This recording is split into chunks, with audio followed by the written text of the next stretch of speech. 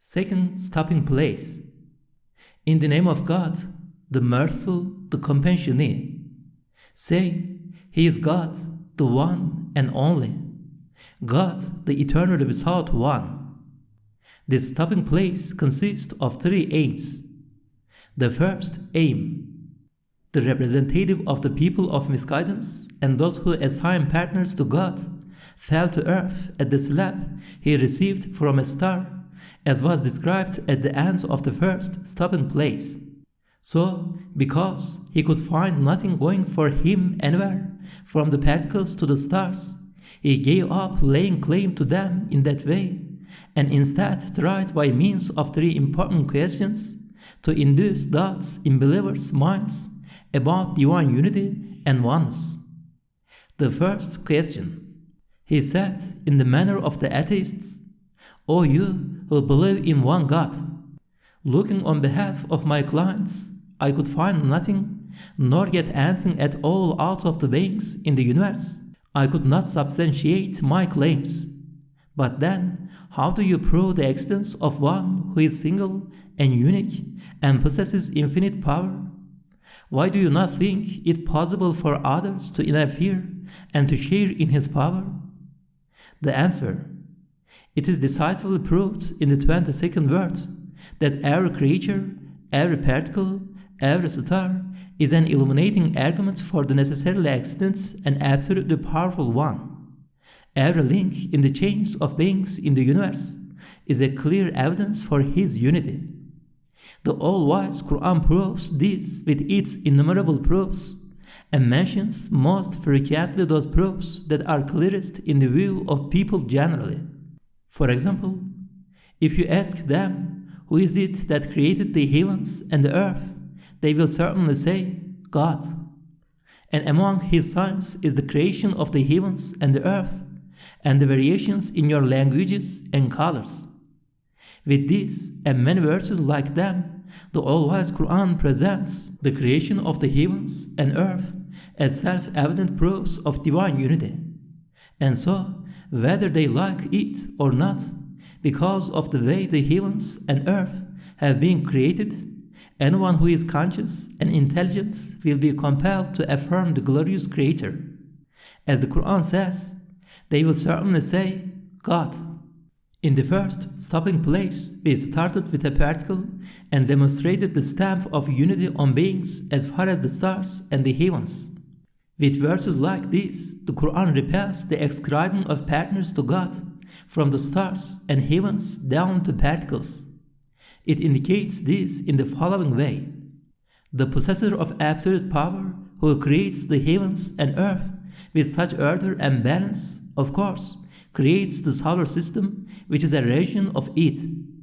The solar system is self-evidently within his controlling and directing grasp.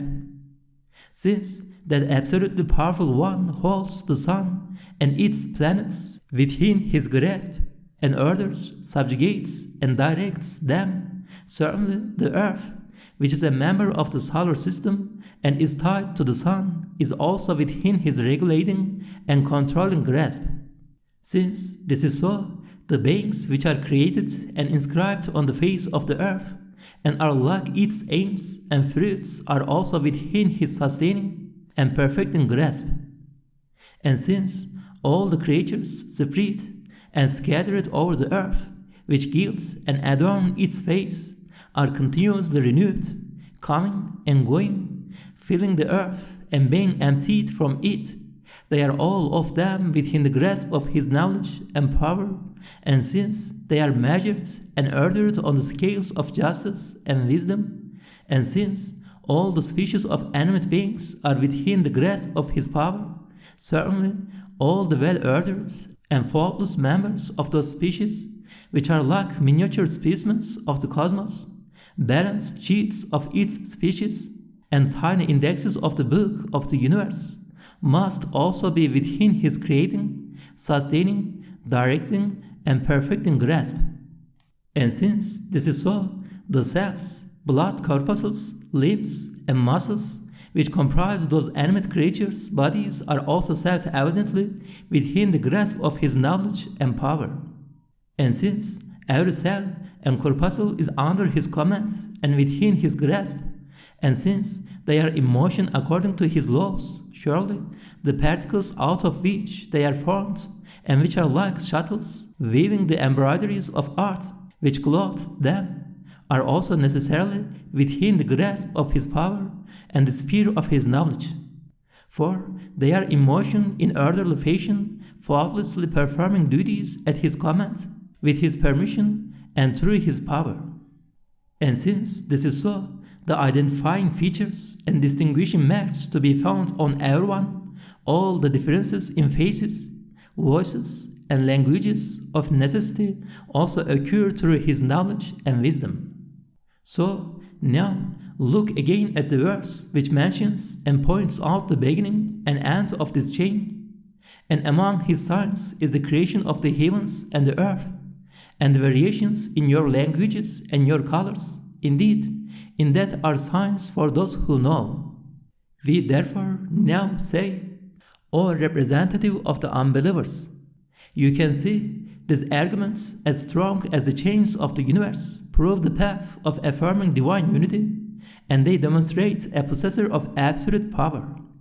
Since the creation of the heavens and the earth demonstrates an all-powerful maker, and the infinite power of that all-powerful maker, and that his infinite power is at the point of infinite perfection, there is an absolute lack of need for any partners. That is to say, he in no way needs any associates. Since he has no need, why do you take that dark path? Why is it you feel constrained to take it? Moreover, since both he and beings are in absolutely no need of partners, just as it is impossible for there to be any partners in his divinity, so it is impossible for there to be any in his creation and sustaining of beings. Their existence is impossible. The reason for this is as follows. We proved that the power of the maker of the heavens and the earth is both infinite and at the point of infinite perfection.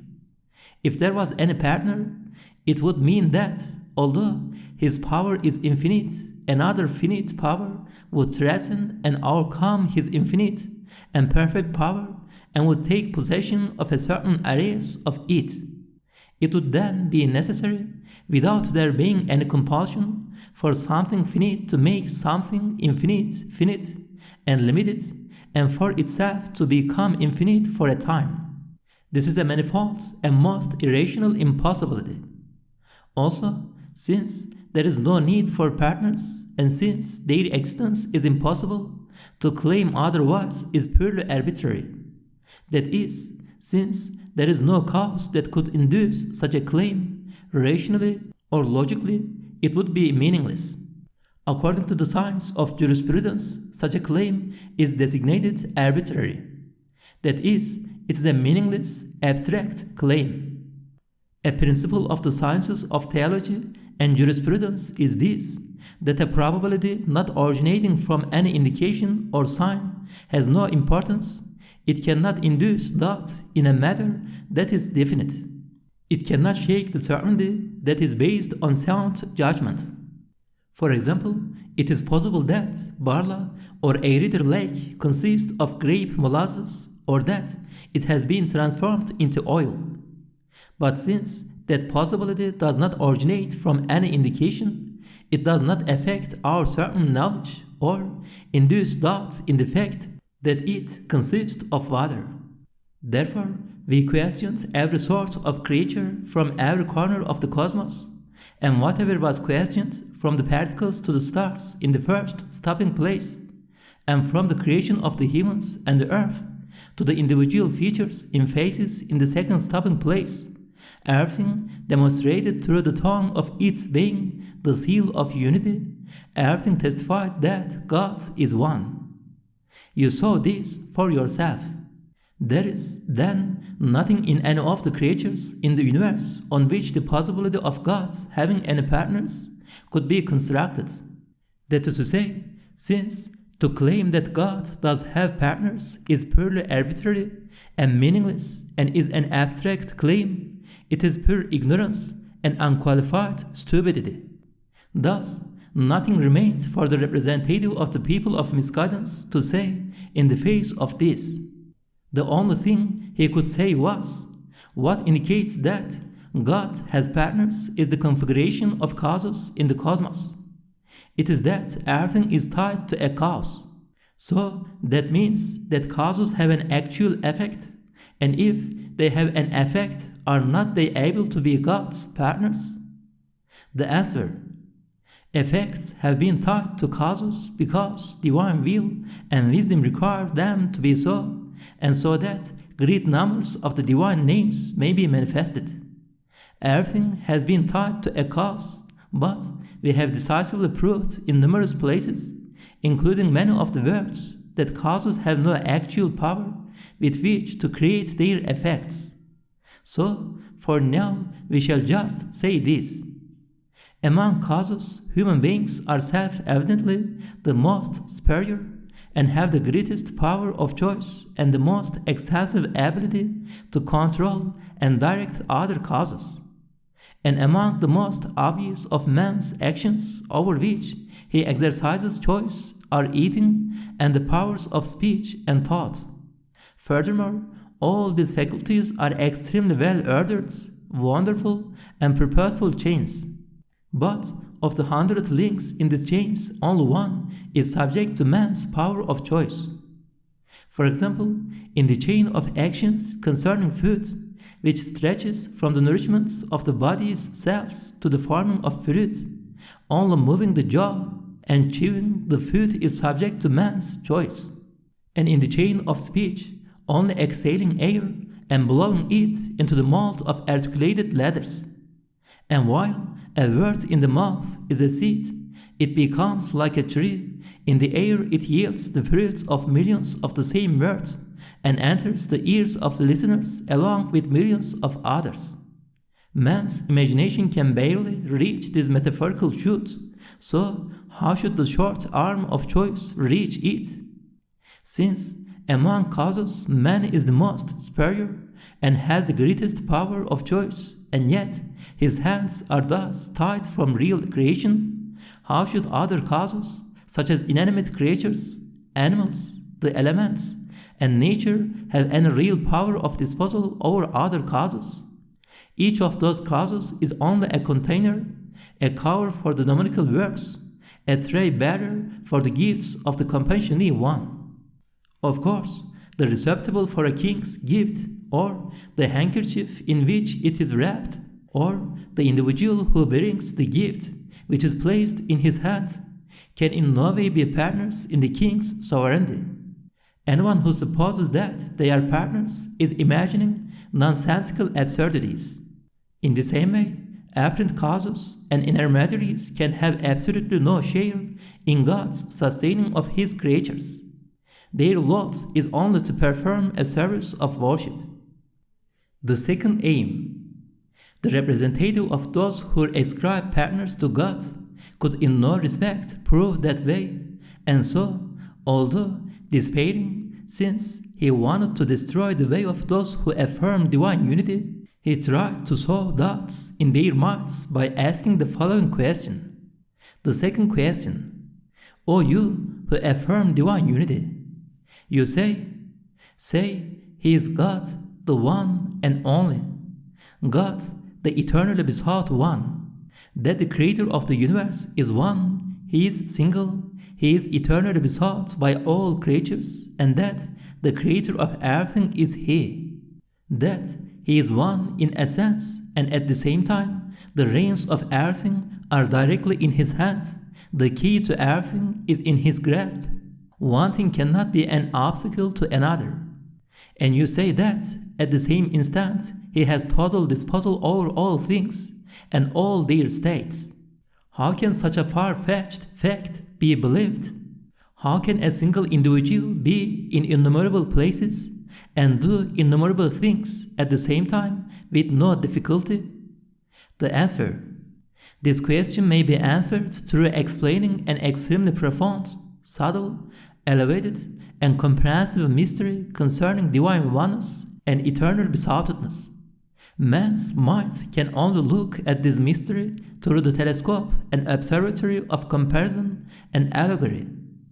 While there is nothing similar or analogous to God Almighty's essence and attributes, the functions of His attributes may be looked at to an extent by means of comparison and allegory. So we shall point to that mystery through comparisons of a material nature. First, comparison. As is proved in the 16th word, a single individual may attain universality or comprehensiveness through the means of different mirrors, while actually being a particular or part of something greater than itself, it is as though it becomes a universal with numerous qualities and functions. Indeed, matter like glass and water may be a mirror to physical objects, and one such object may attain universality in such a mirror. In the same way, air, ether, and some creatures from the world of similitudes are like mirrors to lucent objects and spirit beings. Those mirror-like creatures pass with the speed of lightning or imagination to being means of travel and spectating, so that the lucent and spirit beings travel with the speed of imagination in those spotless mirrors, those subtle dwellings. In the space of a single instant, the spirit beings can enter thousands of places. And because they are lucent, and because their reflections are the same as them and possess their qualities, they are as though present in person in every mirror, everywhere, as is contrary to the case with physical beings. The reflections and likenesses of dense corporeal beings are not identical to the corporeality of those beings. They do not possess their qualities and may be thought of as dead. For example, although the sun is a particular and a single individual, it becomes like a universal by means of shining objects. It reflects its image, a sun like itself, in all shining objects, drops of water, and fragments of glass on the face of the earth, according to their capacity. The sun's heat, light, and the 7 colors in its light, a sort of likeness of the essential sun, is found in all shining physical objects. Let us suppose the sun had knowledge and consciousness, then every mirror would be like a sort of dwelling place, or seat, or chair for it. It would be in contact with everything in person. It would be able to communicate with all conscious creatures by means of mirrors, with the people of every eye, even each of which would be like a telephone. One thing would not be an obstacle to another. Communicating with one thing would not be a barrier to communicating with another. While being present everywhere, it would be present nowhere.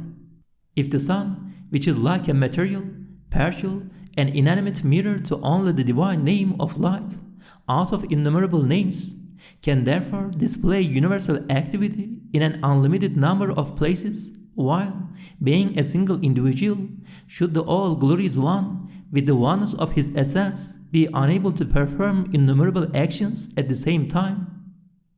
Second comparison. Since the cosmos is like a tree, all trees may be likened to the truths of the universe.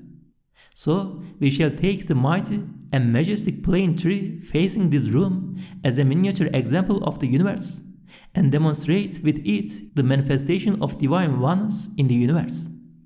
This tree has at least 10,000 fruits, and each fruit has at least 100 winged seeds. At one instant of time, the 10,000 fruits and million seeds display altogether one art and creativity, while the center of the laws of the tree's formation is present in its roots and trunk through a manifestation of divine will and a condensing of the dominical comment, which may be described as particular, individuated, and a knot of life. It is also present at the ends of all its branches, within every fruit and every seed. No part of any member of the tree is lacking the laws. They are not obstacles to one another. The tree is formed through them. And that single manifestation of will and law issuing from a command are not transmitted and radiated like light, heat, and air. For they leave no trace, nor may any hint of them be perceived in the long distances and various beings between the places they go. If their being present in all the fruits and seeds had occurred through being transmitted and radiated, some trace or hint of them would be perceived. Rather, they are present in all those places without being fragmented or radiated. The universal and general actions are not incompatible with his oneness and individuality. It may even be said that, while the manifestation of will and the law and life source are present in all the places, they are present in none of them. It is as if the law has as many eyes and ears as there are fruits and seeds of the majestic tree.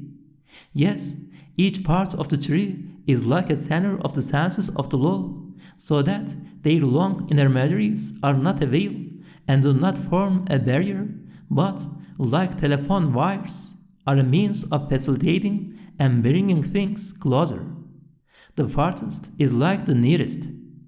Since, as is clear from observation, through a single partial manifestation of an attribute of the single and eternally besought one, like will, millions of events occur in millions of places without intermediary, one has to be certain, completely certain, that the all-glorious one can have total disposal over the tree of the universe, together with all its parts and particles, through the manifestation of his power and will. As is proved and explained in the 16th verse, while being in one place and being particulars identifiable as single, through the mystery of luminosity, impotence, and subjugated creatures like the sun, and semi-luminous creatures like spirit beings, which are restricted by matter, and the laws issuing from a command, and the manifestations of will, which are the life source and center of direction of this plane tree, which in turn are like its light and spirit, are clearly present in numerous places and in numerous events. While being particulars restricted by matter, it is as though they acquire an absolute universality, and through the exercise of will, in the space of 1 second, may demonstrably perform a great number of works. You see for yourself, and you will not be able to deny it. The single and most pure and holy essence, whose attributes are all comprehending and functions universal, is far beyond and exalted above matter, and is utterly remote and free from any restriction and the darkness of density. All these lights and luminous beings are but obscure shadows of his sacred names, and all existence and life and the world of spirits, the intermediate realm and the world of similitudes, semi-transparent mirrors reflecting his beauty.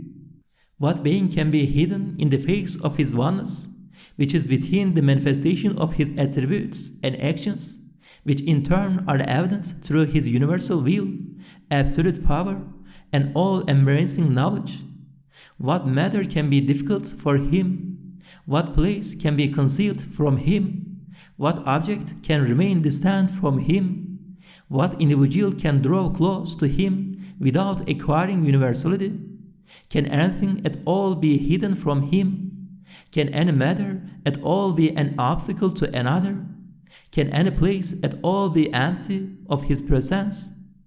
Ibn Abbas, may God be pleased with him, said, "In all beings are an immaterial eye that sees and ear that hears." Is this not so? Are the chains of beings not each like a wire or vein for the swift conveyance of his commands and laws? Are obstacles and difficulties not means and intermediaries in his disposal of beings? Are causes and intermediaries not merely an apparent veil? While he is present nowhere, is he not present everywhere? Does he have any need to be located in a place or situation? Can the veils of distance, smallness, and the degrees of existence be obstacles to his proximity, power of disposal, and witnessing?